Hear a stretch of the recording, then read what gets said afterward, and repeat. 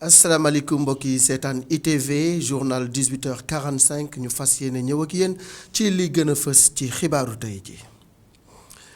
li ci jiitu moo di situation Covid 19 bi tey am nañu juróom-ñett fukki cas ak ñett am ñeenti cas communautaire bu tey saa dinañu dellusiwaat ci li nga xam ni moo di limu bés bi ak docteur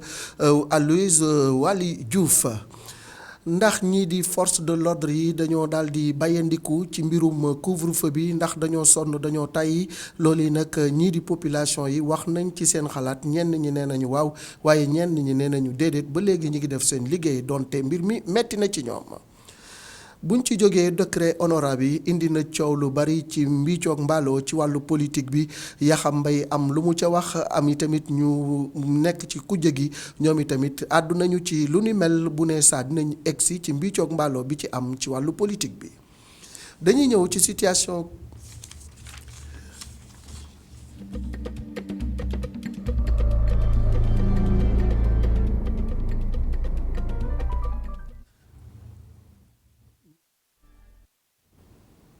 niñ ko waxee woon ci bopp xibaar yi tey jii nag ci wàllu mbas mi di coronavirus am nañu juróom-ñett fukki cas ak ñett am ci ñeenti cas communautaire am na yi tamit fukki cas ak juróom yu garaaw docteur Aloyse Waly Diouf directeur de cabinet ministre de la santé dellu si waat ci xayma bésu tey bi.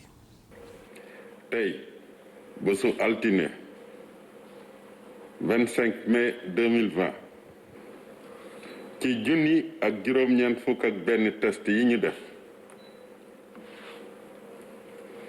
juróom-ñett fukk ak ñett ñoo ci positif maanaam juróom-ñaar fukk ak juróom-ñeent cas contact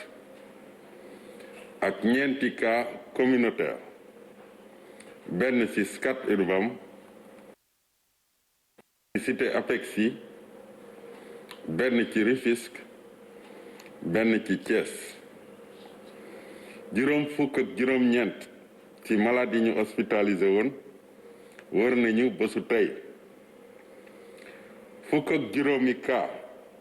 ñu ngi ci suñu service réanimation yi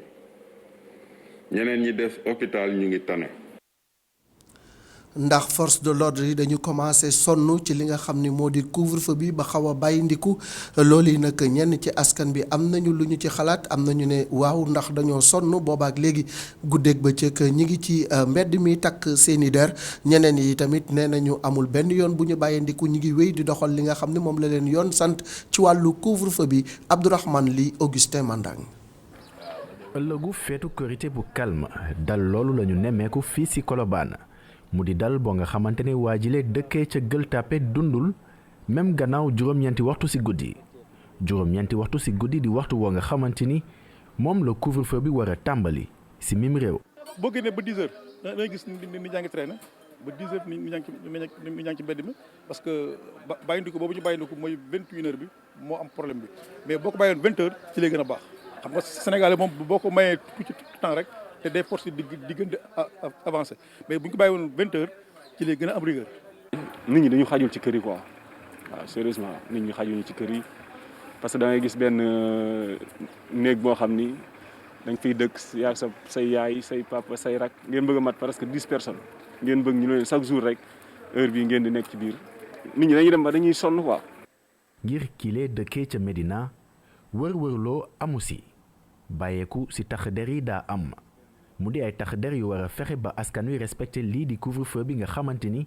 dañu ko taxawal ngir bañ mbas mi mu law. gisuma ci kenn wax dëgg yàlla waaw gisuma kenn nag wax dëgg yàlla su ma xëy dëgg rek. ay 22 heures man génn naa mais wax dëgg yàlla gisuma kenn xale yi daal laay gis ni kii. gisoo kenn maanaam gisoo benn policier. waaw gisuma benn policier. depuis bërki démb ak démb moom dafa mel ni nit ñi dañu fàtte sax ni couvre-feu am na wax dëgg yàlla su ma xëy dëgg te yàlla tax waaw nit ñi dañ ko fàtte waaw parce que xam moo feet gee tax xaw ma.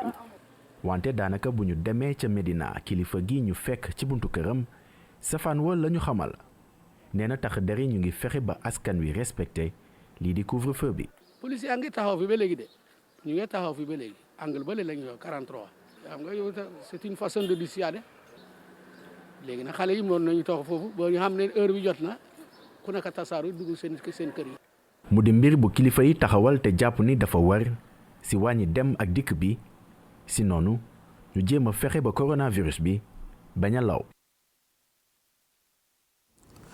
coow li bari na lool ci mbirum décret boobu nga xam ni moom la ñu tuddee honorat maanaam ñi nga xam ni ñoo fi nekkoon président conseil économique social et environnemental ñu takkal leen ndomb ak tànk ñu nekk président d'honneur rek lu ni mel loolu yi nag indi na coow ginnaaw bi nga xamante ni directeur général bu Soleil di Yakham Mbaye génn na ci am wax ju mu ci wax ju tàng lool nee na nag li nga xam ne moom mooy daw ci réseaux sociaux yi boobu du bu baax bi bu fóola ki nga xam ni tamit moo di Yakham Mbaye dafa mel ni dafa duut baaraamu tuuma ñii di waa opposition bi mu mel ni que daal coow li commencé na bëri Pape Alioune Sarr. coow bu lëmbee décret bi nga xam ni dañ ko fësal mu jëm ci honoraria yu nekkoon jiitu conseil économique social ak environnemental bi mi ngi gën a yokk ginnaaw bu mu génni ci journal hebdomadaire ak officiel bu république bu Sénégal ñu nekk ci guddi gi jot nañoo songu ñu nekk ci nguur gi waaye ñoom seen kàddu ba léegi ñi ngi dindi tuuma yi coow yi di wëy ku jiite quotidien bi di Soleil daal di yëkkati ay kàddu Yakham Mbaye leeral ni décret bi am na waaye lu ñu fësal ci xarale yu yees yi nekkul benn yoon dëgg amul indemnité amul avantage ñu fa tënk jëmale ko si ñu jiite woon conseil économique social ak environnemental loolu moo nekk bu wér si xalaatam moo nekk xibaar bu yees ci mbir mi Yakham Mbaye daal di génnee ay document ngi wone la ay waxam Yakham daal di défendre nguur gi daal di song tamit ñu nekk si kujje gi di Abdoul Mbaye ak Bassirou Diomaye Faye suñu sukkandikoo si ku jiite Le Soleil ku yor kàddu Pastef dafa fësal moom lu wérul te amul benn yoon te lu mu nekk fonctionnaire moo tax mu takkal deeru njiiti réew mi Macky Sall ku ko song tamit di ku nekkoon premier ministre di Abdoul Mbaye ci xarale yu yees yi te moom mi sax moo compte signé décret 2013 732 ba 28 mai 2013 ci jamonoom ci xalaatu Yakham Mbaye muy décret wala faux décret wala vrai faux décret mu jafe lool ngir ñu xam bañ la ci division bu yor wàllum cybercriminalité ib ab l'enquête ngir xam fu dëgg feet yi. Congrès de la Renaissance démocratique moom nag daal di nay song ki nga xam ni moo di Yakham Mbaye ginnaaw bi mu defee sortie boobu ñoom nag nee nañu daal dañuy daal di dem ci yoon daal di wax rek ni nañu annuler lii di décret numéro 2020 976 bu 21 avril 2020 nga xam ni ci la ñu fësal statut wu président honoraire bu nga xam ni moom mooy ancien président bu conseil économique social et environnemental nee nañu nag décret la boo nga xamante ni dafa salfaañe yoon ci mim réew ba tax na ñoom nag am na poolu avocat bu nga xam ne taxawal nañu ko te dinañu dem ci yoon ak fa mbaxana doone benn ngir mbir moomu ñu daal di koy niinal ni nga xam ne ñoo di CRD nag nee nañu ñi ngi ñaawlu lool génn bi nga xamante ni moom la Yakham Mbaye génn daal di ci wax kàddu yu tegginewul waaye tamit kàddu yu teguwul ci dëgg ki nga xam ni moom moo fesal loolu mooy porte-parole bés bi di Thierno Alassane Sall. ba tey ci honorable boobu la ñuy àddu jëmali député Théodore Chérif Monteil moom ni tamit wone na daal njaaxlem ci mbir moomi le nee na nag li nga xam ni mooy décret bi di daw ci réseaux sociaux yi du bu baax bi waaye nag li nga xam ni moom moo wér te wóor moo di ni décret bi tamit ba léegi génneeguñu ko ci journal officiel bi nee na nag moom mi nga xam ni député la nee na daal mi ngi ñaawlu li nga xam ni moo di ni exécutif bi maanaam njiit ya ca kaw li ñu dugg ci li nga xam ni moom moo di mbirum nomination président honoraire bu conseil économique social et environnemental Théodore Chérif Monteil ci micro Antoine Diouf. dañu gis semaine bële ci réseaux sociaux yi notamment ci Facebook ñu génne ci benn décret numéroté ko 2020 964 décret boobu nag bi mu génnee indi na coow lu bëri indi na wax ju bëri ba nga xam ne service communication présidence de la République génne nañ communiqué pour démentir décret bi pour nekk décret boobu décret bu faux la man bi ma ko jàngatee am naa yaakaar ne décret boobu du décret bu dëggu parce que boo ko xoolee ci suuf dernier article bi dafa am ñaari article 5 dañ def article 5 defaat article 5 donc am naa yaakaar ne que décret boobu du décret bu dëggu waaye nag est-ce que gis décret boo xam ne dafa faux dafay wax ne que décret 2020 964 existé wul loolu gëw ma ko d'autant plus que gis nañ beneen décret bu génn buy nommé benn présidente ancienne présidente conseil économique social présidente honoraire boo xam ne décret 2020 976 la te décret boobu day pointé décret 2020 964 ça veut dire que am na décret 2020 964 boo xam ne génn na mais publié wuñ ko journal officiel te xam nga suñu administration daf ne document administratif boo xam ne publié wuñ ko journal officiel amul valeur normalement waruñ ci sukkandeku pour def dara. Est-ce que en tant que député noppi nga ngir def ba lépp leer fi mu nekk nii maa ngi koy jàngat bu baax di ko càmbar pour leeral ko. xam nga ñun buñ jëlee suñu doole ak suñu kattan ak suñu am-am dénk ko ay nit dañu war a am transparence dañu war a di wax dëgg dañu war toujours di leeral mbir yi. d'autant plus que conseil économique social environnemental institution la institution règlement intérieur moo koy tëral.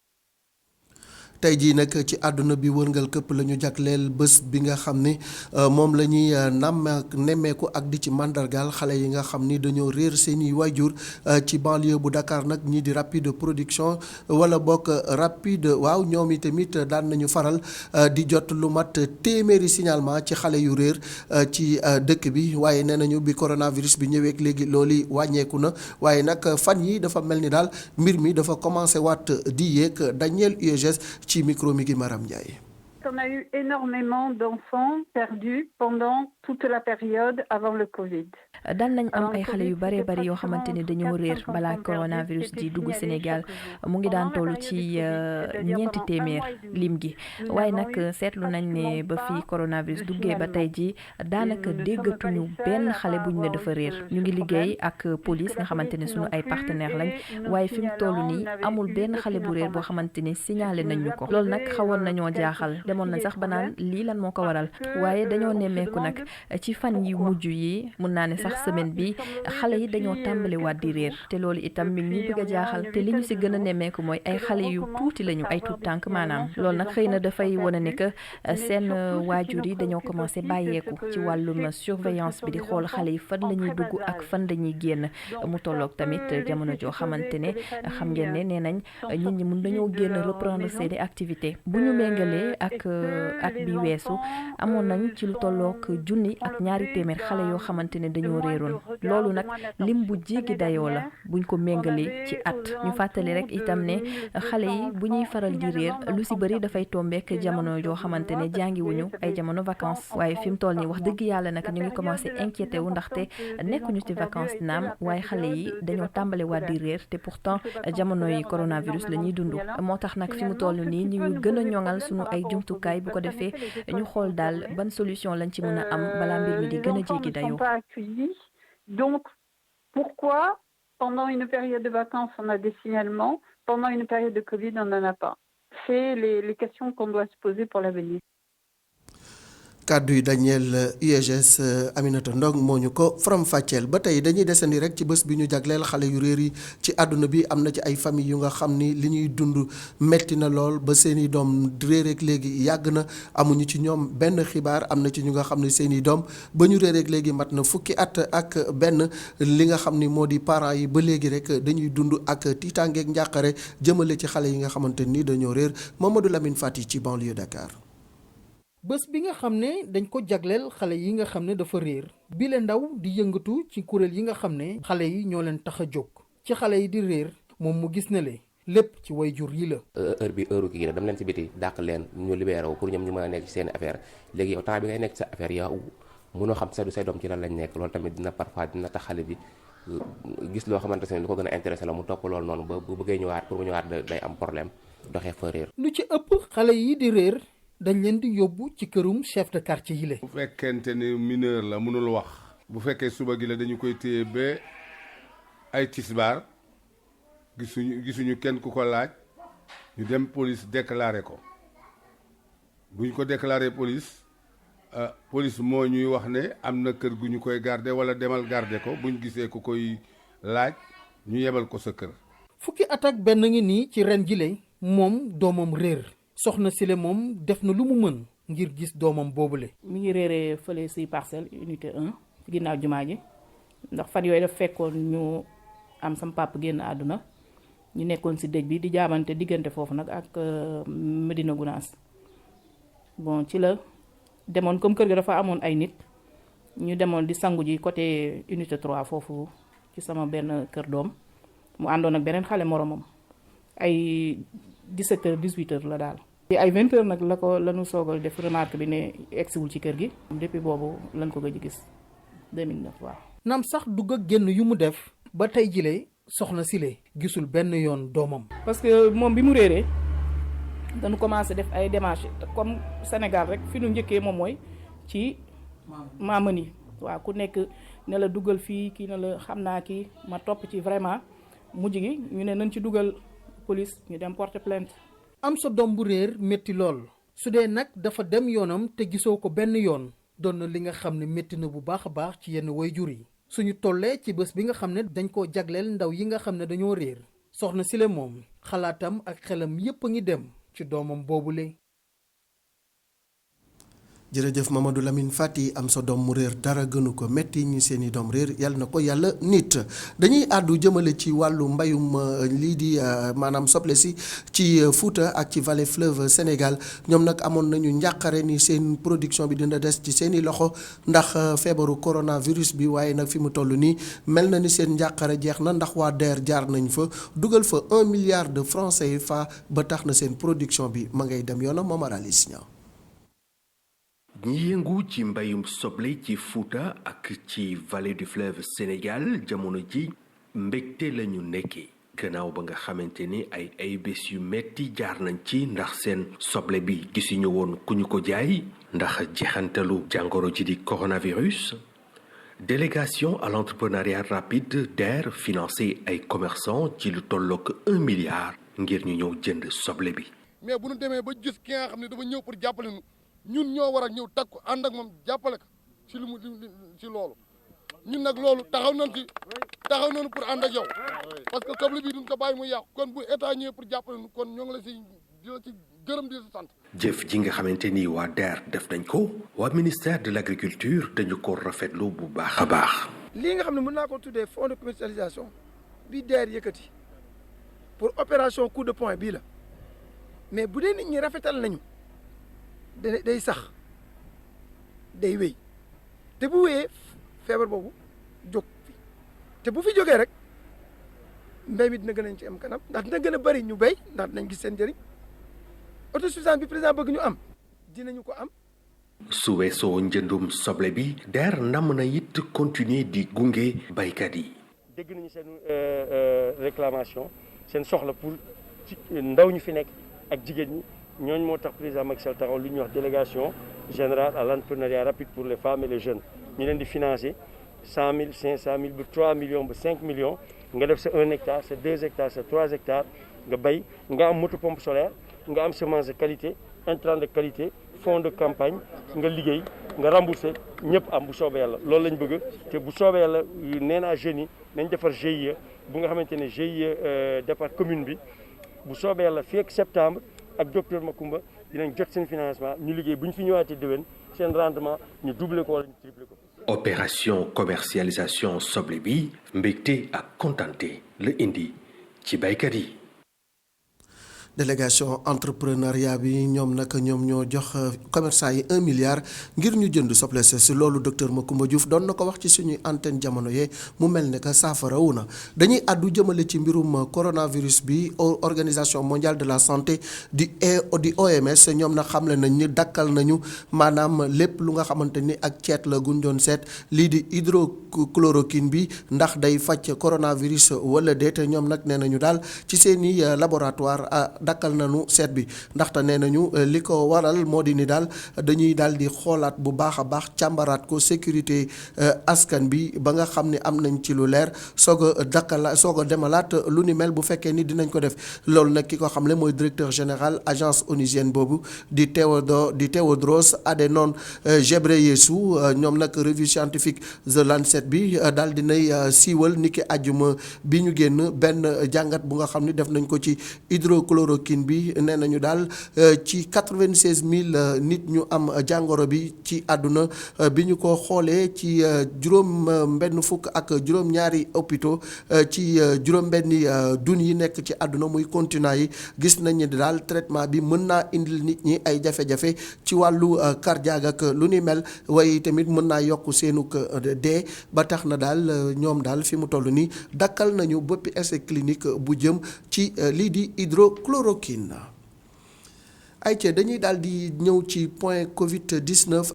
yi wala soo demee ci yenn marché yi wala nga dem ci yi nga xam ne mooy arrêt car yi askan wi bari da nga leen di gis duñu sol benn yoon masque mu niroog nekkuñu si waxtu bi nga xam ne feebar bi mu ngi lëmbee àdduna bi wala nekkuñu waxtu bi nga xam ne état d'urgence la ñu nekk lu nu mel tax na ba yenn askan yi sax ñoom nee nañu seeni gox dinañ fa jël ay mutuwaay ke képp koo xam ne dugg na fa wala képp koo xam ne yaa ngi fa nekk di nga forcer dinañ la forcer nga sol li nga xam ne mooy masque parce que distribuer nañu ay masque yu bari rawatina fii nga xam ne mooy Wakhinane Nimzatt ak Njaareem Limaamulaay bi nga xam ne bari na ay cas communautaire yi nga xam ne ñu ngi ko fay gis lu nu mel tiital bu baax a baax askan yi nga xam ne ñoo fa dëkkee ñoom askan yooyu la sax ñu ngi woo ñi nga xam ne ñooy kilifa gox-goxaan yi di maire yi ak ki nga xam ne mooy préfet yi nga xam ne moo ngànk département bi ñu ngi koy ñaan mu jël ay mutuwaay yi nga xam ne képp koo xam ne solul li nga xam ne mooy masque dinañ jël daan teg ko ci kawam beneen bi fan yi ñu génn dañ doon gis police muy wër ci koñ yi di xool képp koo xam ne moo solul masque waaye ñaari fan yi ñu génn démb ak tey police yooyu sax pour nga gis leen dafa doon li nga xam ne jafe na lu nu mel di tiitalaat bu baax a baax askan wi le di wax ne rek dañoo nekk ci feebar bi nga xam ne ku nekk war na see mën a jël ay mutuwaay ngir ñu mun koo génnee ci li nga xam ne mooy géejawaay poro masque boobu nag askan wi rafetlu nañ ko mais aussi ñaawtu nañ ñi nga xam ne ñoo dul sol li nga xam ne mooy masque yi di wër ci mbedd bi du di jeexal rek pour wax ne Malick Thiandoum askan wi demandé nañu ki nga xam ne mooy préfet na jël ay mutuwaay képp koo xam ne solul masque wala képp koo xam ne deful li nga xam ne mooy mesure barrière yi maanaam di raxasoog sa loxo ak saabu ak yu nu mel ñu jël ay mutuwaay teg ko sa kaw dina tax ba askan wi ñu mun a farlu ba xeex ba feebar bi ñu mun koo xeex génnee ko ci géejawaay Malick Thiandoum mu doon li nga xam ne loolu lañ leen indiloon fii ci point du jour bi di leen jaajëfal bu baax a baax. jërëjëf Mamadou Lamine Fati ci leeral yooyu dañuy daal di dem ba Thiès kaay benn dëkk ñaari gaar fekk fa Isidore Alexandre Sène moom itamit mu ñëw ci point Covid 19 bi ci diwaanu Thiès Isidore ñu ngi lay nuyu. El Hadj Malick Thiandoum ñu ngi lay nuyu di nuyu mbokki téléspectateur u ITV. li ñeel bilangu coronavirus fi nga xam ne moo di district bu Thiès wala sax région médicale bu Thiès ñu jàpp ne 164 personnes amee nañu li nga xam ne moo di feebaru mbas mi ginnaaw bi mu duggee Sénégal ba léegi ci cas yooyu nag mën nañ leen séddale ci district yu bëri district bu Thiès am na 82 personnes district bu Mbour 20 personnes Tivaouane ñaari nit fa nga xam ne moo di district bu Pout juróom fukk ak ñeenti nit ak fa nga xam ne moo di Mexe benn nit. fii ci mujj nag moo di fa nga xam ne moo di district bu Popenguine nga xam ne testé nañu lu mat juróomi nit ñu amee feebaru coronavirus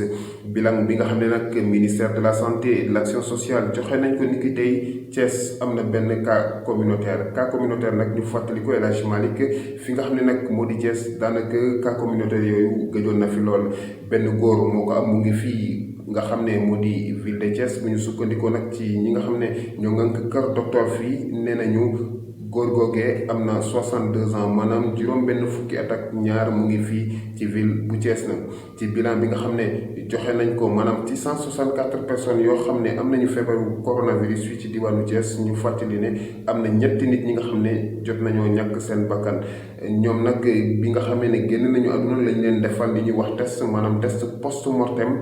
bi ñu xoolee nag résultat test yi ñu xam ne ñoom feebaru mbas mi la ñu amee woon kenn ki mu ngi dëkk ci quartier Abdoulaye Yakine fii ci Thiès keneen fële ca commune bu Ngaye Mékhé nekk ci département bu Tivaouane ak beneen góor goo xam ne mu ngi fii ci Thiès nekk dëkkoon fa nga xam ne moo di quartier Buntu Dépôt maanaam mbas mi daal noonu la fi tëddee ci diwaanu Thiès ñi nga xam ne ñoo di waa Kër Docteur nag ñu ngay woy di sensibiliser askan bi ñu moytu bu baax a baax li nga xam ne moo di feebaru mbas mi maanaam ñu respecté bu baax a baax li nga xam ne nag moom la médecin yi wax ñu respecté bu baax a baax li nga xam ne moom la président de la république wax rawatina ci wàllu ñu respecté distance sociale bi ñu respecté tamit li nga xam ne moo di solu masque yi te askan wi war nañ cee gën a takku bu baax a baax bu fekkente ne rek bëgg nañu mucc ci li nga xam ne moo di feebaru coronavirus fii ci diwaanu Thiès ñu fàttali ko 164 personnes amee nañu feebar bi fii ci région médicale bi ñi nga xam ne nag ñu ngi ci hôtel yi centre de traitement yi wala sax seeni kër ñii di autorité médicale yi tamit ñoom ñu ngay wéy di leen suivre di xool li nga xam ne moo di seeni wërgu-yaram nit ñooñu nag ci chiffres yi nga xam ne mujj nañ ko am ëpp nañu junni nit fii ci diwaanu Thiès El Hadj Malick Thiandoum. jërëjëf Isidore Alexandre Sène dañuy dem ba dëkku maam Kumba Bang ca Ndar Géej fekk fa Mamar Alice Nia moom itamit mu defal ñu xayma bés bi foofee ca diwaanu Ndar nan la fa mbir mi tëddee ñi ngi lay nuyu Mamar Alice. waaleykum salaam Malick Thiandoum lu aju ci jàngoro ji di coronavirus fii ci diwaanub Ndar nag xanaa wax rek ni askan wi ñu ngi sant yàlla bu baax a baax ndax ab diir a ngi nii kenn déggul ci diwaanub dex gi kaa bu yees ñu koy sant suñu borom nag donte waa Kër Docteur bis bu ne ñu ngi wuyu ay alerte ci terrain bi di def ay prélèvement di ko yónnee ci Institut Pasteur waaye nag suñu borom moo ñu dimbali ba résultat yi bu ci ñëw rek dafay nekk lu négatif waaye nag tiitange am na tiitange nag li ko waral moo di julli korte gi ñu génn gis nañ ñi nit ñi dañoo songu marché yi ak bërëbu jaaykaay yi congin bu jéggi dayoo te respecté wuñu li nga xamante ni moo di mesure barrières yi loolee tax nag ñenn ci askan wi di njort ni xëy na bu ñu génnee ci korte gi ñaanuñu ko yàlla dañu dégg ay cas communautaire ba tax na fi mu nekk ni daal ñu ngi gën di farlu ci li nga xamante ni moo di mesure individuelle yi ak mesure collective yi ci loolee ba tey Malick di wax rek ni ci diwaanub Ndar région de Saint-Louis ñu ngi waajal bu baax a baax reprise bi nga xamante ni moo di ubbiteeg école yi ndaxte gouverneur bu Saint-Louis ànd ko ak inspecteur d'académie ak mboolem ñi nga xamante ni ñoo yëngu ci njàng mi ak collectivité territoriales yi jot nañoo daje ba waxtaan xayma daal li nga xamante ni ci ay soxla moo xam ci masque ci li nga xamante ni moo di ay gel wala it ay lave-mains mboolem jumtukaay yi nga xamante ni dañ ko soxla ci bërëbu jàngukaay yi xayma nañ ko nekk nag di waajal bu baax a baax li nga xamante ni moo di ubbite gi ci ñaari fan yi nga xamante ni mooy ci weeru juin incha allah buñ ci àggee ak jàmm Malick Thiandoum. jërëjëf Momar Alice Niang ñu leen di xamal ni rek am na documentaire bu am solo bu nga xam ne dinañ ko teg à partir de 20h30 ci UTV mu nekk documentaire buy ñëw rek ci wàllu lii di journée bi ñu jagleel Afrique muy Nouvelle Afrique Unie nga xam ne benn la ñu yëkkateendoo dóorandoo mu nekk documentaire bu am solo jëm ci diwaanu Afrique mbokk yi li moo gënoon a fës ci xibaar yi nga xam ne moom lañ leen indiloon ci 18h45 bi li ci gënoon a fës moo di rek. lii di coronavirus bi tolluwaayam ak coow li nga xam ne moom moo jëm ci wàllu politique bi jëm ci lii di honoraria bi waaye tamit wax nañu addu jëmale ci ndax force de l'ordre yi dañoo daal di rek xaw a bàyyi seen loxo ci lii di couvre-feu bi ak lu ni mel loolu yëpp faram fàcceel nañ ko di leen jox dig daje incha allah suba ci waxtu wi ci yeneen xibaar ci ITV.